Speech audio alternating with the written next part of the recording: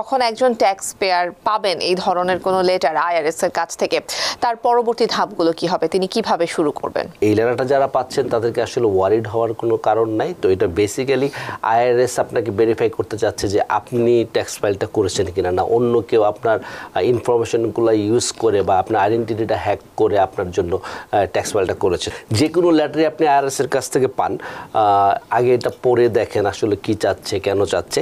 Call করে আপনি ওদেরকে আপনার আইডেন্টিটিটা ভেরিফাই করবেন। তো ওরা আপনাকে বেসিক কিছু কোশ্চেন জিজ্ঞেস করবে, ওই কোশ্চেন জিজ্ঞেস করার মাধ্যমে, এবং মেক শিওর করবেন যে লেটারটা আপনার সাথে রাখবেন। এক্সটেনশন ফাইলার যারা রয়েছেন তাদের জন্য আপনি কি পরামর্শ দিবেন, বিশেষ করে ফাইলিং ডেডলাইনের প্রস্তুতিটা আসলে কিভাবে নেওয়া উচিত? আইডেন্টি ভেরিফিকেশন লেটার, এটি দিয়ে শুরু করব। যখন একজন ট্যাক্স পেয়ার পাবেন এই ধরনের কোনো লেটার আইআরএস এর কাছ থেকে, তার পরবর্তী ধাপগুলো কি হবে, তিনি কিভাবে শুরু করবেন? জি, অনেক ধন্যবাদ। আচ্ছা, তো রিসেন্টলি আমরা দেখতেছি অনেকেই আইডেন্টিটি ভেরিফিকেশনের জন্য যে লেটারটা পাচ্ছে আইআরএস থেকে। তো এটা 4883C একটা লেটার, যেটা অনেক ক্লায়েন্টরাই পাচ্ছে, এবং স্পেশালি যারা অ্যামেন্ডমেন্ট ট্যাক্স ফাইল করেছেন গত বছর অথবা 2000 এই বছর। আমরা জানি অনেকেই অ্যামেন্ডমেন্ট ফাইল করেছেন সিকলিপ ক্রেডিট ক্লেম করার জন্য। তো যারা সিকলিপ ক্রেডিট ক্লেম করার জন্য অ্যামেন্ডেড করছেন 2020 বা 2021 বা 2021, তো অথবা অন্য কোনো কারণে যদি আপনার ট্যাক্স ফাইল অ্যামেন্ড করে থাকেন বা লেট করে ফাইল করে থাকেন, অনেকেই এই লেটারটা রিসেন্টলি অনেকেই পাচ্ছে। তো মোটামুটি যারা অ্যামেন্ডমেন্ট করেছে প্রায় সবাই এই লেটারটা পাচ্ছে। তো এই লেটারটা যারা পাচ্ছেন তাদেরকে আসলে ওয়ারিড হওয়ার কোনো কারণ নাই। তো এটা বেসিক্যালি আইআরএস আপনাকে ভেরিফাই করতে চাচ্ছে যে আপনি ট্যাক্স ফাইলটা করেছেন কিনা, না অন্য কেউ আপনার ইনফরমেশনগুলো ইউজ করে বা আপনার আইডেন্টিটিটা হ্যাক করে আপনার জন্য ট্যাক্স ফাইলটা করেছে। তো এই লেটারটা যারা, অনেকে আমাদের অফিসে কল দিচ্ছেন যে আমি একটা লেটার পেয়েছি যে এই জিনিস চাচ্ছে। তারপরে যখন আমরা বলতেছি যে আপনি জাস্ট কল করে আপনি আপনার আইডেন্টিটিটা ভেরিফাই করেন, should be fine. But still তারা লেটারটা নিয়ে আমাদের অফিসে আসতে চাচ্ছে এবং একটু প্যানিকের মধ্যে থাকতেছে আর কি। তো যেটা বলতে চাচ্ছি আমাদের যারা ভিউয়ার্স আছেন সবাইকে, যে কোনো লেটারই আপনি আইআরএস এর কাছ থেকে পান, আগে এটা পড়ে দেখেন আসলে কি চাচ্ছে, কেন চাচ্ছে। তো আইডেন্টিটি ভেরিফিকেশন হয়তো যারা অ্যামেন্ডমেন্ট ফাইল করার জন্য পাচ্ছেন তারা হয়তো কখনোই পান নাই বা প্রথমবার পাইছেন, এই জন্য একটু নার্ভাস হওয়ার ব্যাপার থাকতেই পারে। বাট এখানে অ্যাকচুয়ালি যখন যে লেটারটা আপনারা 4883C যে লেটারটা পাচ্ছেন, সেটাতে কিন্তু ক্লিয়ারলি বলে দেওয়া হচ্ছে যে আপনি যদি ট্যাক্স ফাইল করে থাকেন, আপনি একটা নাম্বার দেওয়া আছে যেটা আপনার 7 AM থেকে 7 PM এর মধ্যে আপনি কল দিবেন। হ্যাঁ, এই লেটারের মধ্যে যে নাম্বারটা দেওয়া আছে ওই নাম্বারটাতে, এবং কল করে আপনি ওদেরকে আপনার আইডেন্টিটিটা ভেরিফাই করবেন। তো ওরা আপনাকে বেসিক কিছু কোশ্চেন জিজ্ঞেস করবে, ওই কোশ্চেন জিজ্ঞেস করার মাধ্যমে, এবং মেক শিওর করবেন যে লেটারটা আপনার সাথে রাখবেন। আমি একটু ডিটেলসে বলবো একটু পরে যে কী ডকুমেন্ট আরও আপনার সাথে রাখতে হবে যখন আপনি আইআরএসকে কল দিবেন। তো মেইনলি যে লেটারের মধ্যে একটা কন্ট্রোল নাম্বার আছে, মেক শিওর করবেন যে কন্ট্রোল নাম্বারটা আপনার সামনে রাখবেন, এবং যেই লেটারটা পাচ্ছেন লেটারের মাঝামাঝি অথবা লেটারের উপরের পাশে ডান দিকে কিন্তু কন্ট্রোল নাম্বারটা দেওয়া থাকে। তো মেক শিওর করবেন ওই কন্ট্রোল নাম্বারটা আপনার সাথে রাখবেন।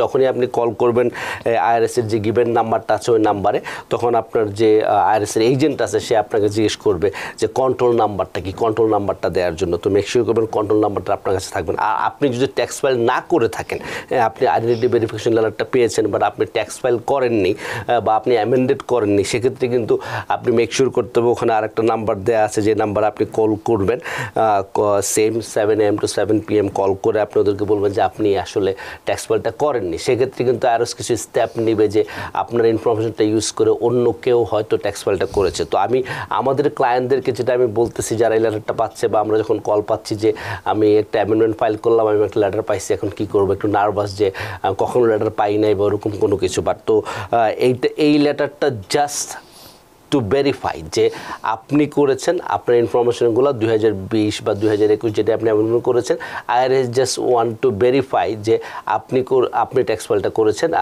অন্য কেউ হ্যাক করে এটা করে নাই। কারণ এটার পিছনে মেন কারণটা আমার মনে হয় যেটা, যে অনেক লোকজন যারা সেলফ এমপ্লয়েড, যারা গিগ ওয়ার্কার, তারা কিন্তু সিকলিপ ক্রেডিট অ্যাপ্লাই করার জন্য অ্যামেন্ডেড ট্যাক্স রিটার্ন ফাইল করেছে, এবং সেটা রিসেন্টলি লাস্ট কয়েক মাসে আমরা যেটা টিভিও বহুবার কথা বলেছি যে লাস্ট কয়েক মাসে কিন্তু অনেক লোক ফাইল করছে, স্পেশালি আপনার এপ্রিল, মে এবং আপনার মার্চ মাসে এই 2024-এর। কারণ কিছু প্রাইভেট অর্গানাইজেশন অর্গানাইজেশন বা কোম্পানি যারা ম্যাসিভ ক্যাম্পেইন চালাইছে যে যত গিগ ওয়ার্কার আছে সেলফ এমপ্লয়েড আছে তাদের সবার কাছে কাছে ওরা চিঠি পাঠাইছে ইমেল পাঠাইছে যে ইউ আর মিসিং $32,000 ক্রেডিট। তো ওইটার ক্ষেত্রে অনেক সময় ওরা করছে হয়তো কিছু এডিশনাল ইনফরমেশন অ্যাড করে ইনকাম বাড়ায়া বা খরচগুলো কমায়া সামহাও এডিট করে কিছু ট্রাই করছে বেশি করে ক্রেডিটটা ক্লেম করার জন্য।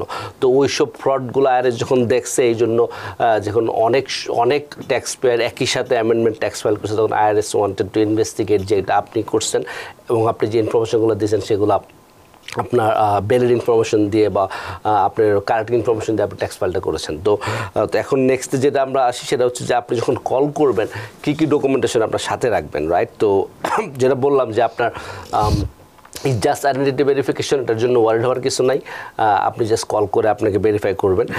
আর এই স্পেসিফিক যে লেটারটা এখন পাচ্ছে মানুষজন 4883C, নর্মালি যখন আইডেন্টিটি ভেরিফিকেশন আইআরএস করে তখন আপনি চাইলে কিন্তু irs.gov এ লগ ইন করে আপনি আপনার আইডেন্টিটিটা ভেরিফাই করতে পারেন। হ্যাঁ, তো এই লেটারটার ক্ষেত্রে কিন্তু আপনি সেটার অপশনটা আইআরএস দিচ্ছে না। তো এটা শুধুমাত্র আপনি কল করে আপনি আইআরএসের সাথে কথা বলে আপনার আইডেন্টিটিটা ভেরিফাই করতে হবে। তো যখনই আইআরএসকে কল দিবেন মেক শিওর করবেন, যেটা আমি একটু আগে বললাম, যে আপনার 4883C যে লেটারটা পেয়েছেন এই লেটারটা আপনি সাথে রাখবেন। তারপর আপনার 1040 যে ট্যাক্স ফাইলটা আপনি করেছেন 1040 সিরিজের যেই বছরের ট্যাক্স ফাইলটার জন্য ওরা আপনাকে লেটারটা পাঠিয়েছে, বেসিক্যালি যে লেটারটা আপনাকে পাঠাবে লেটারের উপরের অংশে বলা থাকবে যে কোন ইয়ারের জন্য ওরা আপনাকে আইডেন্টিটি ভেরিফাই করতে যাচ্ছে। 2021 হইতে পারে, 2020 হইতে পারে। তো 2021 যদি হয়ে থাকে তবে 2021-এর যে আপনার original tax return plus amended tax return দুটার কপি আপনার সাথে রাখবেন। তারপরে প্রায়র ইয়ারের ট্যাক্স ফাইলটা রাখবেন। যে সাপোজ এক্সাম্পল যদি 2021-এর জন্য আপনাকে আইডেন্টিটি ভেরিফিকেশন করতে বলে থাকে তখন আপনি 2020-এর ট্যাক্স রিটার্নের কপিটা রাখবেন। তো আইআরএস আপনাকে জিজ্ঞেস করতে পারে যে তোমার 2021-এ এজিআই কত ছিল বা তোমার 2020-এ এজিআই কত ছিল, তুমি কি সেলফ এমপ্লয়েড ছিলা কিনা, সেলফ এমপ্লয়েড থাকলে তোমার সেলফ এমপ্লয়েড ইনকাম কত ছিল। বেসিক্যালি আপনার ট্যাক্স রিটার্নের উপরে কিছু কোশ্চেন আপনাকে করবে, যেটা হয়তো আপনাকে হয়তো আইআরএস বলেই দিবে যে লাইন নাম্বার 1-এ কত আছে তোমারটা 1040 অথবা লাইন নাম্বার 11-তে এজিআই কত আছে। তো ওটা জাস্ট আপনি আপনার ট্যাক্স রিটার্নটা দেখে যদি আইআরএসকে বলে দেন এবং ওদেরকে ইনফরমেশনগুলো দেন যে যারা যে ইনফরমেশনগুলো চাচ্ছে দে উইল আপনার আইডেন্টিটি ভেরিফাই করে আপনার ট্যাক্স রিটার্নটা প্রসেস করে দিবে। তো যেটা একটু আগে বলতেছিলাম আমি যে নর্মালি যখন আইডেন্টিটি ভেরিফিকেশন আসে সেটা হচ্ছে 5071C, সেটা আপনি অনলাইন অ্যাকাউন্টের মাধ্যমে আপনি ভেরিফাই করতে পারেন। এই লেটারটা একটু ডিফারেন্ট, এটা রিসেন্টলি আইআরএস ইস্যু করা শুরু করছে আইআরএসের কিছু কনসার্নের কারণে অথবা আইআরএসের কিছু সাসপেকশনের কারণে। তো আপনি এই লেটারটা যদি পান আপনি নার্ভাস না হয়ে আইআরএসকে কল দেন, কল দিয়ে আপনি আপনার আইডেন্টিটি ভেরিফাই করেন। আর যদি ডেফিনেটলি হেল্প লাগে আমাদের অফিস সারা বছর খোলা আছে, আমাদের অফিসে যোগাযোগ করতে পারেন। Will try to help our best. জি, আমরা একটু জানবো যে এক্সটেনশন ফাইলার যারা রয়েছেন তাদের জন্য আপনি কি পরামর্শ দিবেন, বিশেষ করে ফাইলিং ডেডলাইনের প্রস্তুতিটা আসলে কিভাবে নেওয়া উচিত? আচ্ছা,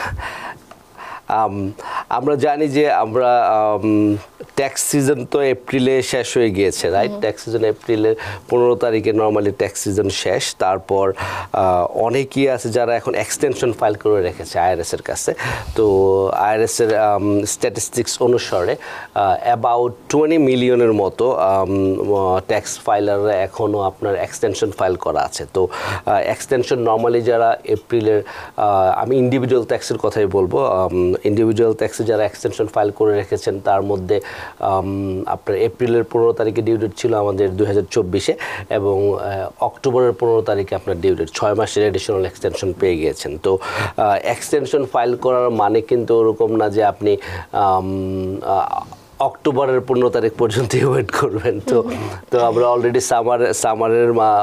সামার আছে, এখন আমাদের জুলাই মাসের 1 তারিখ আজকে। তো এপ্রিল থেকে যদি আমরা কাউন্ট করি মে 15, জুন 15, জুলাই, 2.5 মান্থ ইজ গান already, right? So make sure করতে হবে যে এই এক্সটেনশন টাইমটা কিন্তু খুব তাড়াতাড়ি শেষ হয়ে যাবে। আপনারা যদি রেডি হয়ে থাকেন তো এক্সটেনশন ফাইল করার পিছনে যে মেইন কারণগুলো থাকে, মেইন কারণটা হচ্ছে যে আপনি রেডি ছিলেন না, আপনার ডকুমেন্টেশনগুলো আপনি গ্যাদার করতে পারেন নাই, আপনি still waiting for getting more documents, তো ওইটা যদি আপনি পেয়ে যান আর ওয়েট করার কোনো মানে হয় না অক্টোবর পর্যন্ত। আমরা এখনও অনেক সময় কল পাই আমাদের ক্লায়েন্টের কাছ থেকে যে চিস্তি ভাই লাস্ট ডেট কবে, হ্যাঁ এক্সটেনশন ফাইল করছে আমার ডিউ ডেট কবে। তো লাস্ট ডেট পর্যন্ত বা লাস্ট মান্থ পর্যন্ত লাস্ট উইক পর্যন্ত যদি সবাই ওয়েট করেন তাহলে কিন্তু আবার সেম সিচুয়েশনই হলো যে এক্সটেনশন ফাইল করার মানে হচ্ছে যে আপনি একটু সময় নিয়ে আপনার ট্যাক্স রিটার্নটা যদি একটু কমপ্লিকেটেড হয়ে থাকে একটু সময় নিয়ে আপনি আস্তে আস্তে সব কিছু গুছায় ফাইল করবেন। তো যেটা বলছিলাম যে 20 মিলিয়নের মতো মানুষ যেহেতু এক্সটেনশনে আছে, তো এই সংখ্যাটা খুবই একটা বড় একটা অ্যামাউন্ট ডেফিনেটলি। তো মেক শিওর করবেন যে আপনি রেডি হয়ে থাকলে আপনি ওয়েট করবেন না, আর গ্যাদার করতে চেষ্টা করেন আপনার ডকুমেন্টগুলো। আপনার যদি বুককিপিংগুলো করা না থাকে, প্রপারলি বিজনেস যদি থাকে, তো মেনলি যারা এক্সটেনশন ফাইল করে বড় একটা সংখ্যা হচ্ছে যাদের কমপ্লিকেটেড ট্যাক্স সিচুয়েশন আছে, যাদের হয়তো কয়েকটা বিজনেস আছে বা ওই বিজনেসের ট্যাক্সগুলো তারা রেডি করতে পারে নাই বা রেডি ডকুমেন্টস সেগুলো রেডি ছিল না। তো আপনি চেষ্টা করেন যে এই সামারের মধ্যে যত তাড়াতাড়ি পারেন আপনি ডকুমেন্টগুলো গুছিয়ে ফাইল করে ফেলেন। তো এখানে আরেকটা ব্যাপার মাথায় রাখতে হবে, এক্সটেনশন যখন ফাইল করছেন আপনি এক্সটেনশন কিন্তু ফাইল করার জন্য, এক্সটেনশন পে করার জন্য না। আপনার যদি ব্যালেন্স ডিউ থেকে থাকে আপনি কিন্তু স্টিল ব্যালেন্সটা কিন্তু ইন্টারেস্ট এবং পেনাল্টি অ্যাড হচ্ছে, ইন্টারেস্ট অ্যাড হচ্ছে, কারণ আপনি পেমেন্টের জন্য কোনো এক্সটেনশন নাই। আপনার যদি ব্যালেন্স ডিউ থাকে এস্টিমেট করে আপনি পে করে দিবেন এপ্রিল 15-এর আগে বা এপ্রিল 15-এ। তো যাদের মনে করেন যে আপনি ট্যাক্স ফাইল করলে আপনার ব্যালেন্স ডিউ থাকতে পারে, হ্যাঁ, তো সে আপনি ট্যাক্স ফাইল করার মানে এক্সটেনশনের লাস্ট সময় পর্যন্ত ওয়েট না করে আপনি যত তাড়াতাড়ি পারেন আপনি ফাইল করে দেন। আর এক্সটেনশনের যাদের মিসিং ডকুমেন্ট 1099-W2 অথবা K1 যদি মিসিং থেকে থাকে আপনি আপনার ট্যাক্স অ্যাকাউন্টেন্টের সাথে কথা বলেন, যারা আপনার অ্যাকাউন্টিং করতেছে, বুক কিপিং করতেছে তাদের সাথে কথা বলেন, সবগুলো ডকুমেন্ট গ্যাদার করেন। আপনার 6 মাস টাইম পাইছেন, take best advantage of that time, যাতে আপনি ওই টাইমটা ইউটিলাইজ করে প্রপারলি আপনি ডকুমেন্টসগুলো গ্যাদার করতে পারেন। এরকম হইতে পারে যে আপনি এক্সটেনশনও ফাইল করেন নাই, আপনার ব্যালেন্স ডিউ আছে, ট্যাক্স ফাইল করেন না এখনও, তো আপনি ওয়েট করার কোনো মানে যত ওয়েট করবেন তত আপনার পেনাল্টি ইন্টারেস্ট অ্যাড হতে থাকবে। তো মেক শিওর করেন যত তাড়াতাড়ি পারেন আপনি ফাইল করে দেন। আর এরকম হইতে পারে যে আপনি কেউ যদি মিলিটারিতে জব করে থাকে অথবা কেউ যদি ডিজাস্টার এরিয়াতে থেকে থাকে, হ্যাঁ, তাদের কিন্তু ট্যাক্স ফাইলিংয়ের ডিফারেন্ট ডিউ ডেট আছে। তো মেক শিওর করবেন ওটা আপনি ফাইন্ড আউট করবেন আপনার ট্যাক্স রিটার্নের ডিউ ডেটটা কবে, এবং এক্সটেনশন ফাইল করা থাকলে যদি রেডি থাকেন যত তাড়াতাড়ি ফাইল করে দেন, কারণ ওয়েট করা মানে হয়তো এরকম হতে পারে যে আপনি এস্টিমেটেড ট্যাক্সটা প্রপারলি ফাইল করেন নাই, অথবা আপনি প্রপারলি এক্সটেনশন ফাইল করার সময় পেমেন্টটা পে করেন নাই। আপনার কিন্তু ব্যালেন্স ডিউ থাকলে ইন্টারেস্ট অ্যাড হচ্ছে সব প্রতিদিন। তো রেডি হয়ে থাকলে তাড়াতাড়ি ফাইল করে দেন। Because people sneeze. Because not everyone washes their hands. Because kids touch a lot of things. Set a date to get your COVID shot and RSV if eligible. Because if you're wondering, should I get my COVID shot? Think about other people. Learn more at nj.gov/health/vaccines. New York থেকে সম্প্রচারিত TVN 24 television বিশ্বজুড়ে বাঙালির কণ্ঠস্বর।